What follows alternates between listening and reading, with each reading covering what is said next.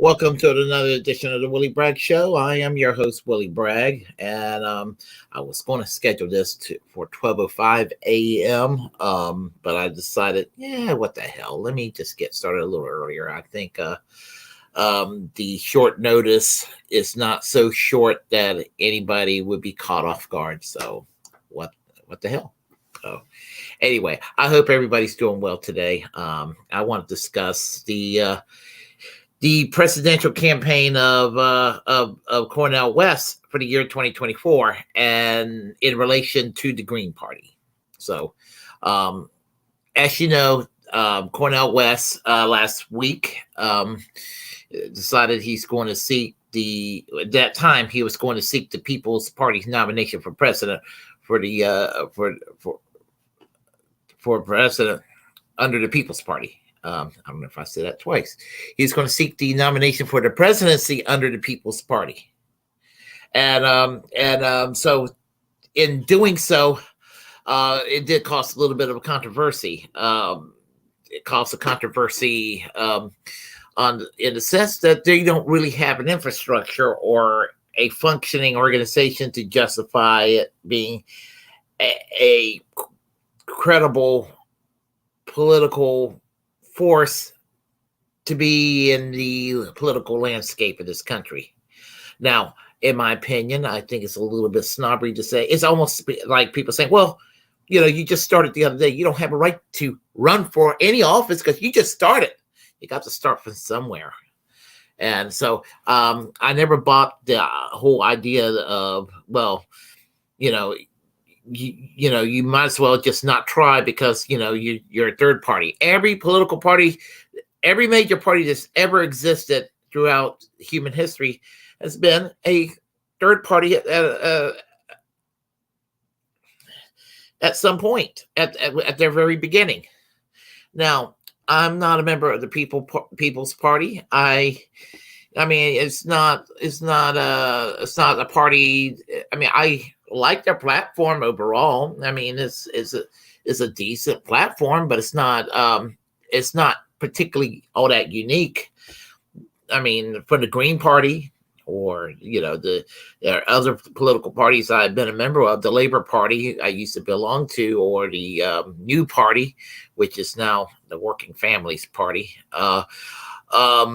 Socialist Party USA, or prior to my time, what was it called? It was called the Citizens Party back in the 1980s, which one could say is a predecessor to the Green Party in many ways. Barry Commoner, when he ran in 1980 for president. There's been formations of short-lived third parties in the past, progressive third parties that have come along, and you can call them the flavor of the month.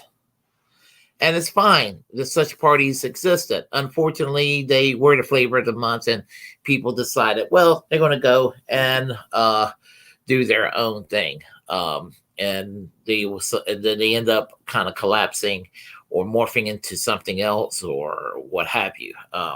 So let's see. So as I said, he's seeking the nomination of the he was seeking the nomination of the People's Party, but there's been a change of plans to switch over to the Green Party. So let's see where we can start over here. Okay, all right. Let's see, Cornel West. There we go. All right, here we go. We have Cornel West over here, and his photo was removed by mistake. I didn't mean to do that. But anyway, after all that trouble I went through. But suffice to say, Cornel West, as I said, he is he decided to go with the Green Party. And the thing about it is that, okay, I have no problem with him going with the Green Party. In fact, I would say, oh, there it is. What am I talking about? Here we go. I have no problem with him going with the Green Party. and in fact, I would say it would make more sense for him to go with the Green Party because they have an infrastructure that surpassed that of the People's Party. They're on the ballot, I believe, or they were on the ballot in 2020 in 48 states. So they are the largest party of the left that's outside the Democratic Party right now that exists. I am a registered member of the Green Party. I'm not going to say that I'm like a committed activist inside the Green Party. I don't go to meetings. I'm not a dues-paying member, but as an outsider, somebody who's critical of the Democratic Party for being too conservative, I belong to the Green Party because they are the viable voice of the left electorally in North Carolina that's not in the Democratic Party. So I affiliate with the Green Party and I vote accordingly here in North Carolina. I'm not telling people how they should vote. I'm just saying that's how I vote these days. And so I personally think it's a good idea that Cornel West goes with the Green Party, not because the People's Party is so terrible like some people claim. Now, there are people out there that has problems with the Green Party, the People's Party, due to one person.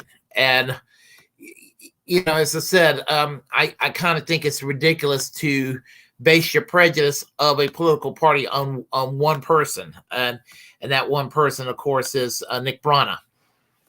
Now, Nick Brana, I met him once. I met him at an Assange rally back in October. He follows me on Twitter, and that's fine and dandy. And I have no animosity, no animus toward Nick Brana per se, but I understand what people have said. There's been allegations made against him, and here's what I got to say about that. Until I know it's for 100% true what these allegations are, I'm going to say that it's hearsay at this point because I don't think about Nick Brana in my day-to-day life. Not anything against Nick Brana saying this. I just think about other things that occupy my time other than Nick Brana. Now, I had some Karen on Facebook that followed me on Twitter that called me, that made some horrible allegations about my character for supporting Cornel West for seeking the party nomination of the People's Party because apparently of Nick Brana's allegations, his allegations. He was accused of sexual harassment, and she used some more choice, extreme words to describe it beyond that, and lumped it with me. And I had to go and let her have it because she was being a fucking bitch about it, and I make no apologies about it. She knows who she is. If she ever sees this video, that Karen knows who she is, and she's a fucking bitch. And I make no apologies for that. So anyway, making the accusations she made against me. Don't know a fucking thing about me to go and say that. So anyway, as if Nick Brana and the People's Party, his affiliation with the People's Party, makes the People's Party the only political party that's ever existed that have somebody affiliated with the allegations that they were affiliated with. No other political party, according to this person, has ever been guilty of what she claims this guilt by association scenario is with Cornel West. Apparently, the Democrats doesn't have these predators. Apparently, the Republicans, nor the Libertarian Party, nor any other political party in the United States or around the world, from the beginning of the time when there was political parties till the end of time when there is a last political party when world civilization ends due to climate change. Apparently, the People's Party is the only party capable of having, somebody accused of sexual harassment. I mean, this is the kind of nutty mindset we're dealing with here. And I'm not sitting there taking that making that like an unimportant issue. It is an important issue. But Nick Brana is a separate human being from Cornel West. And again, I don't know if Nick Brana is guilty of it. I wasn't there. I don't know him personally. So until there is a court verdict that says anything about it one way or the other, if there's a court date or whatever, this person's out of line to go and make that allegation, to make that kind of accusation. I'm sorry, I'm a little sore for that person. But anyway, getting back to what I had to say about the People's Party. There's other things about the People's Party that they're just not quite ready to run a political campaign yet. And that's a valid criticism, but it would not be any more or any less than you would say about any other third party. So, okay. Going with the Green Party is the logical step to take because they have the infrastructure, they have the ballot access, they have the influence that the People's Party may be lacking. Now, I don't think that Cornel West is dumping aside the People's Party. I think it would make sense for the People's Party to swallow their pride a little bit and to go and endorse Cornel West and just work with the Green Party. I just think that would be the best thing to do. In the same way that his positive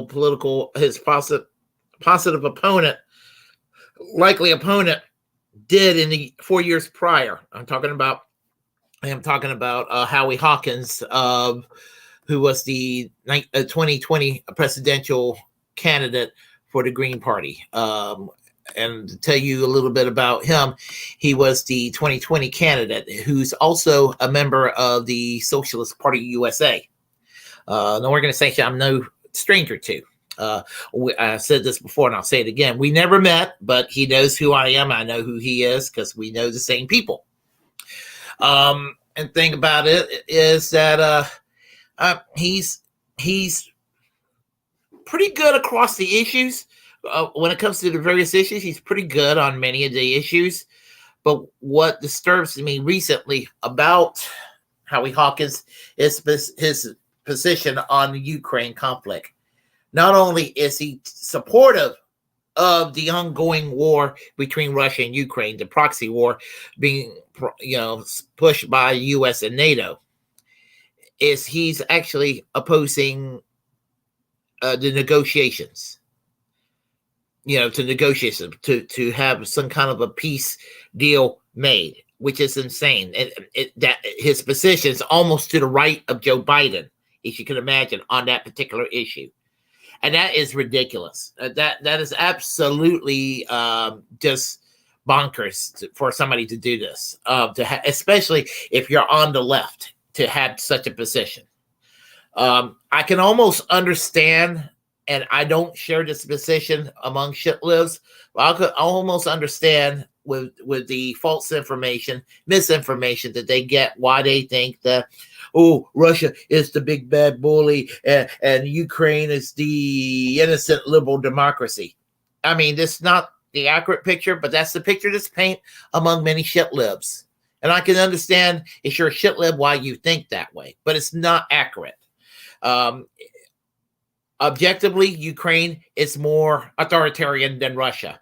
There are things about Russia that's not to be liked. But some of the things that people say about Russia, some of the negative things that people say about Russia is over-exaggerated. Russia is not really a dictatorship. In fact, Russia in some ways might be more democratic than the United States in the sense that they have more political parties in their Duma than the United States does here throughout the United States in its Congress or throughout the various state legislatures where you have to choose choice A and B, Democrats or Republicans. You got a multitude of political parties to choose from in Russia. one thing they did not get rid of when the Soviet Union ceased to exist in 1991, they did not get rid of their healthcare system. We're still waiting to have some kind of a public option if we'll even ever get Medicare for all here in the United States, and that's a damn shame. So they don't have a death penalty in Russia. In 1999, they abolished the death penalty. We still have the death penalty here in the United States. So when they talk about tyranny abroad or talk about tyranny in Russia, the United States is not exactly a place to have any room to shake their finger at. Now, that's not to say that Russia is perfect. I do not approve of the way that they treat the LGBTQ community in Russia, but they treat them worse in the Ukraine. And it's like Angie Moon said the other day when we were talking about this with her ancestry coming from Eastern Europe. That is an Eastern European thing. It's part of the culture, and it's something I hope that they'll evolve and improve on down in the future. Hopefully, the near future. But the point I'm trying to make is that's irresponsible, Howie Hawkins, to have that position. To be hawkish on the Ukraine. If you're going to be on the left, you got to be anti-war. As I was telling my friend Nikki after the interview I had with her about a month ago, we talked after the interview was over about Howie Hawkins, and this is how I found out initially about his reactionary position that told her about his membership in the SPUSA and mine. That I'm not particularly keen on council culture, but if there was one area where the SP practiced counterculture that I did have an approval of it during my time was on the issue of foreign policy. If you favor anything like bombings and so-called humanitarian interventionism or a hawkish foreign policy, anything that involves killing people in other countries, even your tacit support for it, whereas they wouldn't kick you out of the party or censor you, they certainly as hell would make you feel like shit over it. I had no problem with that because that's just, supporting war is just such an ugly position to have. I mean, it's just an ugly position to have, and because we're supposed to build humanity, not tear it down. And war tears down humanity. You need to find alternatives to war. And I mean that, and not just doesn't include just opposing nuclear weapons or opposing conventional war or opposing drone striking. Also, you have to also oppose things like sanctions against other countries and things of that nature. And you need to go and find intelligent ways to deal with even people who are adversarial, actual adversaries, actual bad guys. And I do admit there are actual bad guys abroad. But the U.S. finds a way to not deal with them in an intelligent, enlightened way. And it's always the go-to is to flex your military muscle, and that's got to stop.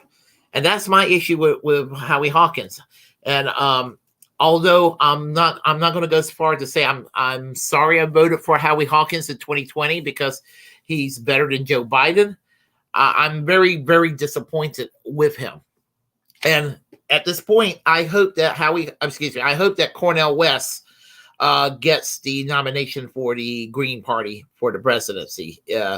And it won't be given to Howie Hawkins. It will not be given to him because it is absolutely just irresponsible to do this. So I am anti-war all the way.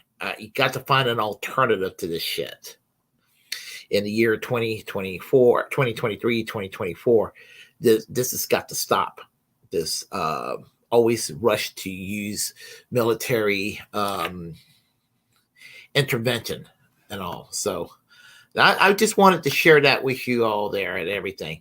And I think that as far as the electoralism is concerned, aside from that, I think that the Green Party ballot line having the ballot lines, the infrastructure, and probably better funded than other third-party movements, and the well-known personality of Cornel West and his great positions that complement the positions of the Green Party, and providing those of us that were involved in the Bernie movement that feels like we've been betrayed by the Bernie movement, because everybody's sort of been intentionally or unintentionally sheep-herded back into the Democratic Party just to face the same old Clinton bullshit, the Clintonistas. We don't want that. We want a real choice. So anyway, I find that what's his name? Cornel West is the real choice in that regard. So, Journey, how are you, my friend? How are you today? Warren, how are you doing, my friend? Miguel, what's up? How are you doing? Arafat, how are you doing? The T is War Zone 0, bro. Yeah, war sucks. So let's see here. Karen was a great movie with the Orange is the New Black Girl. The Karen I'm referring to has orange hair, and she's a white girl. Let's see here. The West wants Vlad to become irrational and bang his shoe.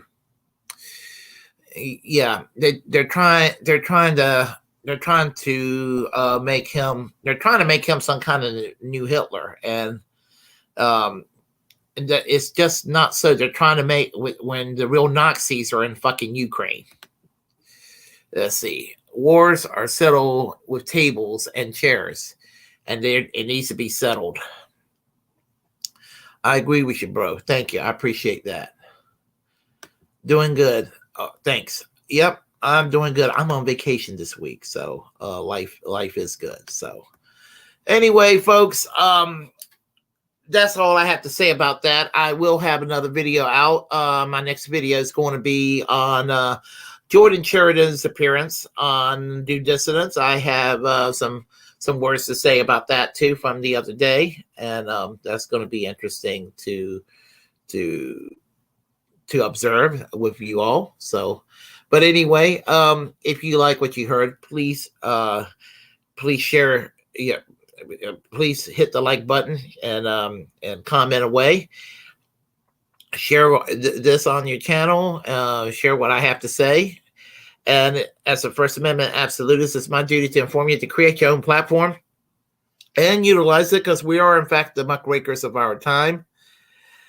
And also remember to always reject corporate media, because they have absolutely nothing to offer to us, not a damn thing. And although you can vote the way you want to vote for the year 2024, I would just like to say Cornel West 2024. And I'm going to close here. I'm going to tell you I have a new theme song that I'm closing out with by Ken Arrow, who's with a group called Smeghead. And in the near future, he's going to be guest on the show. So he's great, and you can check him out on the description box below. And please support him, because he's got good politics and he's got great music to go along with it. So until next time, people, I will see you all later. Bye-bye.